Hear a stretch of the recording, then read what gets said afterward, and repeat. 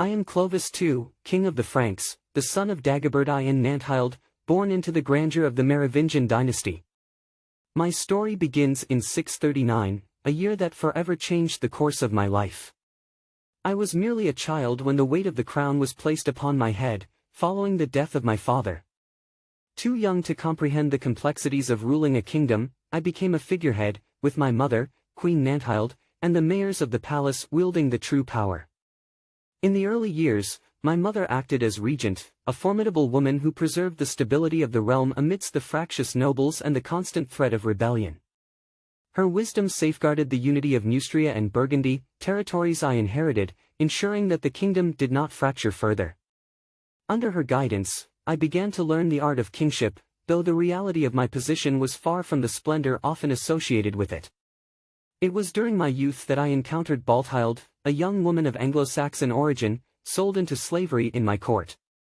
Despite her humble beginnings, she possessed a sharp mind and a gentle spirit.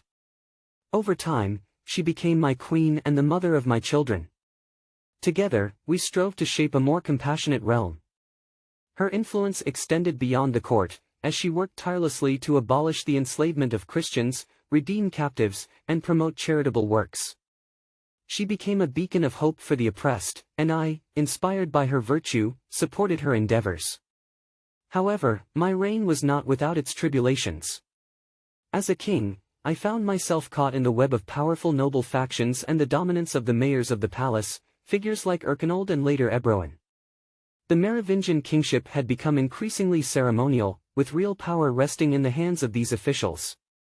This reality frustrated me, for though I bore the title of king, I was often relegated to a passive role in the governance of my realm.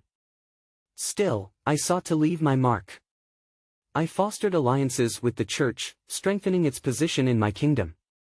The monasteries flourished under my rule, serving not only as centers of faith but also as places of education and refuge. The church, in turn, supported my reign, providing legitimacy to my rule during uncertain times. Yet, my health began to deteriorate as the years passed, and the burdens of kingship weighed heavily upon me.